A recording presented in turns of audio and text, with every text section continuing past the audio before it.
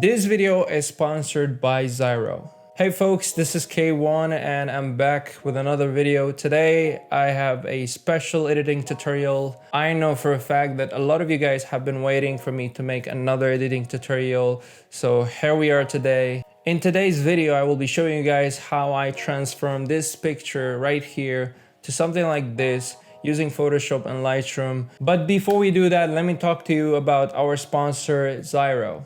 Zyro is the easiest way to build your own personal or professional website for any occasion. You don't need to be a designer or coder to use Zyro. Their drag and drop feature allows anyone to build a beautiful website in an instant. It is by far the most affordable option on the market to build your own website. And my favorite thing about Zyro is you can actually manage multiple marketplaces at once, since Zyro is compatible with selling on Amazon, Facebook, and Instagram. The AI tools are really interesting. It can help you to create slogans, interesting copy, logo, and domain so your business can level up. Just by using the link and the code in the description, you will get 30% off for any plans in Zyro. So make sure to check them out, and thank you Zyro for sponsoring this video and supporting my channel.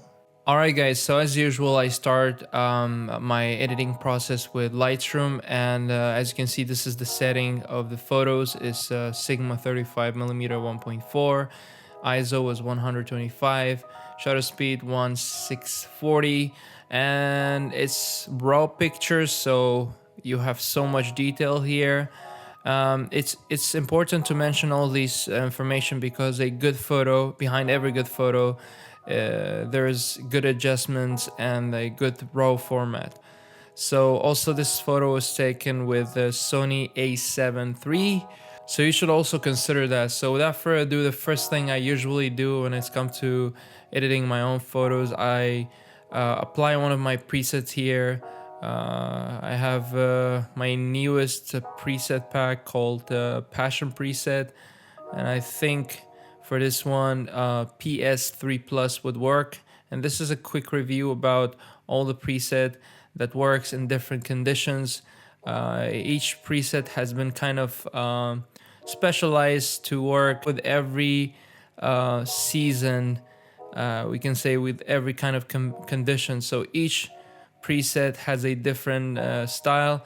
And obviously once you apply these presets, for example, I'm going with PS3 Plus, you have to make some adjustment to make it to get the best out of it, you know. I usually bring down some of the shadow to kind of bring back the details here, and I'll probably bring down some of the contrast, add a little bit of more of the exposure, and I kind of want to add more brightness to the sky because later on I'm thinking to add a sky overlay. So yeah, I'm just gonna add more brightness here. All right, I'll zoom in and see what's going on here over my face. I think I will bring down the details a little bit more, and we can use the adjustment brush here. If we zoom in here, we can change the brush size, and then make sure to check auto mask because I only want to kind of brush over the face. Make sure the exposure, let's say a little bit down, and we're just going to brush until we are satisfied with the result here. Alright, I think that's good. It's pretty good. By the way, if you're interested to get these presets, make sure you check the link below. I will put a discount for a limited time too, so whoever is interested to get these presets, you can get them right away with a special discount. I guess this is the before after from Lightroom. I think I'm gonna add a little bit of dark, you know, vignette here to the bottom, kind of more dramatic look to it. So yeah, and now the best part about Lightroom is when you go to File, Export, and then after you're done with all of your adjustment, we have post-processing, and then I will click on Open in Adobe Photoshop. So it will export and it will automatically open in Photoshop. So here we go. So here we have in Photoshop, usually I start off with duplicating the background here by Command J or Control J if you're using Windows. And let's just rename this original. And we know it's not that original. Okay, so I'll copy that again. I don't know why I copied that. Okay, I'm gonna delete. Sorry about that. No, we don't need to copy that yet. So first of all, we're gonna take a look at the photo and see what is need to be done before we do anything else. I kind of feel like there is some unnecessary like subject that are being distracted for the viewer eye. So one of them is this, I don't know what to call it in English, because English is my third language, so, but you get the point. I want to remove this, okay? But it's a bit, and by the way, if you don't know, I'm using spot healing brush. Yes, that's the one. So as you can see, it's a slight, you know, you think that it's just, you know, normal, but it actually create a huge difference overall. So maybe we can correct the edges here by going to clone stamp tool, and I'm gonna hold option, and I'm gonna copy exactly here. I'm gonna copy this to over the edges. So you don't have to press, you don't have to hold the option all the time. You just hold it when you want to copy that particular area. And basically that's how it works. And this is really helpful and it saves your ass in so many situations. So okay, I think that's much better. Yes. Before, after, before, after. I think right now it's time to add the sky overlay. So let me go ahead and get my sky overlay pack. All right, so this is the second version of my sky overlay. It contains around 15 high resolution sky overlays. I also have the first version, which contains around 25. So let's open them and see what will fit. Because of the lighting situation, I think this is pretty nice, but let's check the rest. I think I'm gonna go with either this or that. But I think I'll go with this. Let's try this. All right, so all you need to do is to drag and drop over your main image, and boom, you have it here. And then Command T or Control T to resize the sky here. So I'm going to zoom out a little bit and see. I think this is pretty sick. Okay. Now we're gonna zoom in back, and I'm gonna add the layer mask here because we're gonna definitely need to mask and blend with the sky, the current sky we have, which is all white. And I usually use gradient map here, and I choose black and white. So you go here, you go to basics, and then click OK. And then all you have to do is just slide it from a little bit like down and up to the up like this. And as you can see, we get a very smooth, like blending look with the sky, and it looks kind of realistic. So to make it even more realistic, we can bring down the opacity somewhere around, 88, and then we can also mask my face out from the sky. And then later on we will get to like the color matching, color correction with the current foreground. All right, I'm gonna use hard round brush tool here. So as you can see, maybe we can bring down a little bit of hardness so we have a kind of smoother edges. I don't know what's wrong with my English, really. It's been a long time. I haven't made any tutorials, so it's really hard for me to kind of remember all the names, the tools, and like being fast at it. But you get my point, I guess, right? Please comment down below and say yes. Because if you say no, I might just quit, so. All right. So, I'm just gonna, there's some more of the overlays here. All right, perfect. As you can see, this is before, after.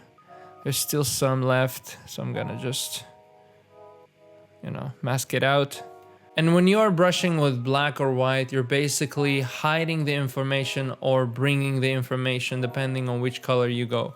So just, a little information if you're really new into this.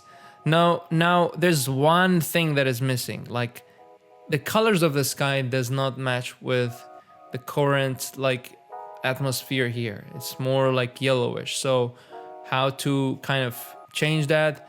Easy peasy. We go to adjustment, we go to hue and saturation, and make sure to create a clipping mask here. Once you create a clipping mask, that means it will only apply the layer below, and the layer below is the sky. So whatever you do here, it will be only applied on the layer below. And that's why we need to create a clipping mask. So then we can move this slightly to the right, and boom, ladies and gentlemen, we have a color correction here. So before, after, before, after. I think it's really sick, right? And what I love about this is you can basically achieve any color depending on the sky you choose. So if you want to get these skies, the link will be in the description. I can put both version, whatever you like, you can, grab. And they're really cheap, by the way. So, all right, we can, for the sake of, because it's a little bit here, we have a little bit of blur and an in focus, and it kind of does not make sense that sky is in focus. So we will add a little bit of blur to the sky. I would go with Gaussian blur here. And I'm not gonna go with too much around. I think around 5 to 6 would be good. Yes. See, now it's much better. It makes sense. All right. Now here, before, after, before, after. And again, guys, you don't have to use my skies. You don't have to use the preset I use. You just have to know what you want to do, what you want to achieve. This is the way how I edit my photos, and just to show you my process of doing it. And now I want to add a little bit of like an amorphic light, and I'm gonna use one of my lights in my light leaks packs, the second version.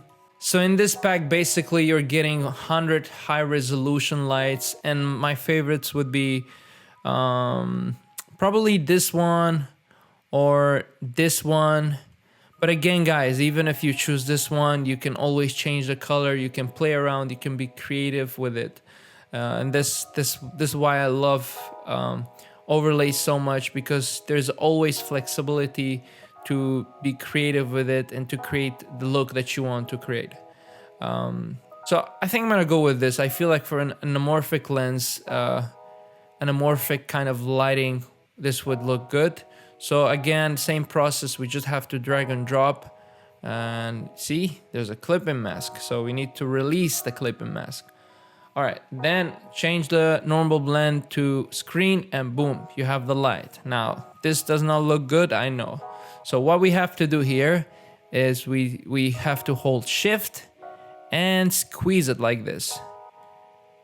Basically, this is the same process as I did with the sky overlay, so I will just speed it up so you don't have to waste your time.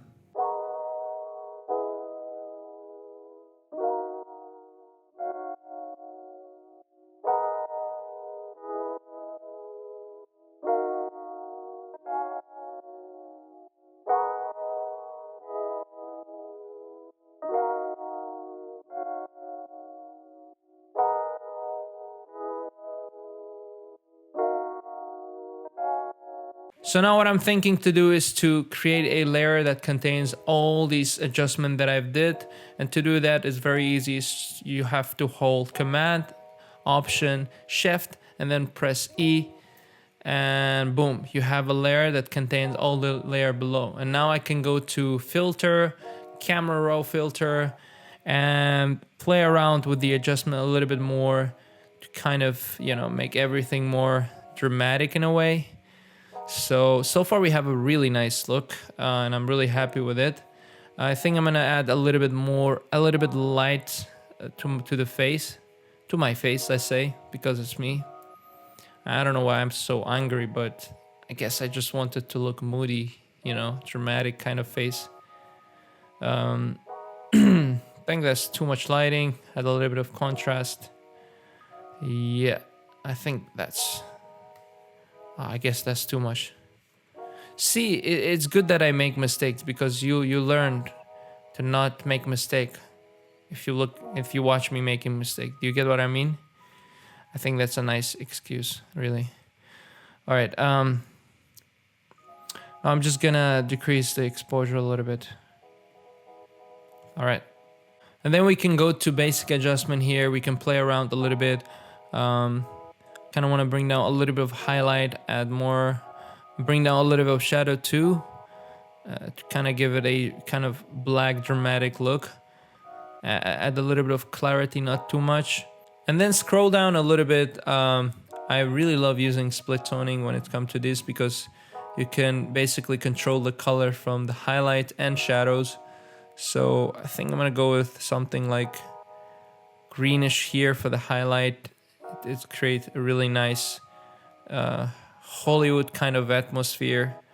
And then we can add a little bit of blue, but I'm not sure about the blue. Yeah, I think that's just fine right now. All right, what I love to do is usually I add a little bit of grain, kind of give it a filmic look.